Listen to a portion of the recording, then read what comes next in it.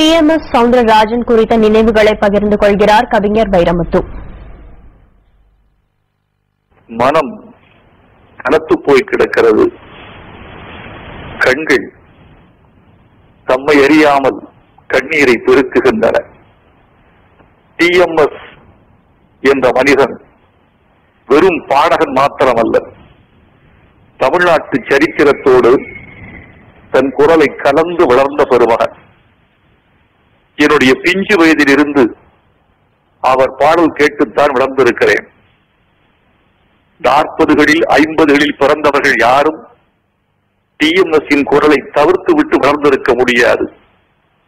வாழ்வின் தாழ்வாரங்களில் தவழ்ந்து வந்த குரல், நம்முடைய பயணத்தில் நிழல் போல தொடர்ந்து வந்த குரல், காற்றில் கலர்ந்த குரல், காதலுக்கு துணை இருந்த குரல், கண்ணீரை துடைத்த குரல், தமிழ்நாட்டின் அரசியல் குரல், திராவிட குரல் எல்லாம் கலந்த குரலாக TMS தன்னுடைய கலைப்பணியை ஆற்றிவிட்டு முடிந்திருக்கிறார்.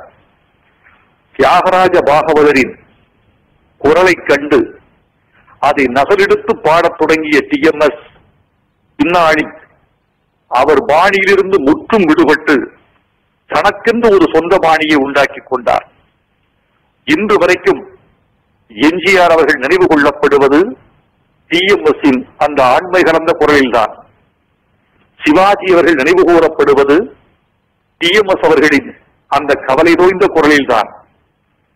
அவர் உலகம் பிறந்தது எனக்காக என்று பாடுகிற போது வாழ்க்கையே கொண்டாட்டமாகிவிடும்.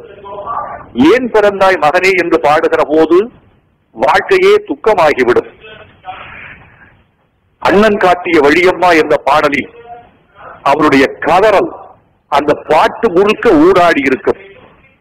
அச்சம் என்பது வடமையடா பாட்டும், எத்தனை காலம்தான் ஏமாற்றுவார் என்ற பாட்டும் திராவிட இயக்கத்தின் அரசியல் வரலாற்றில் மிக முக்கியமான பாடல்களாக கருதப்படுகின்றன. தமிழ்நாட்டு திராவிட இயக்க அரசியல் வரலாற்றில் TMSஇன் பாடல்கள் உந்து சக்தியாக இருந்தன. இலக்கியங்களை பாடி காட்டியது அவர் குரல்தான். சிலப்பதிகாரத்தை பாடி காட்டியது TMS. அப்பர் பதிகத்தை பாடி காட்டியது TMS. ஆழ்வார் பாசுரங்களை பாடி காட்டியது TMS. குரல்களில் ஆண்மை மிகுந்த மிடுக்கான பொருள் என்றால் தமிழ் சரித்திரத்தில் TMS அவர்களின் குரலைத்தான் சொல்ல முடியும். நேற்று சரியாக மாலை 7:30 மணிக்கு மரணத்தோடு போராடி கொண்டிருந்த அவர் படுக்கை அருகில் நின்று பார்த்தேன். அவர் காதுக்குள் என் பெயரை சொன்னேன். அவரால் உணர்ந்து கொள்ள முடியவில்லை.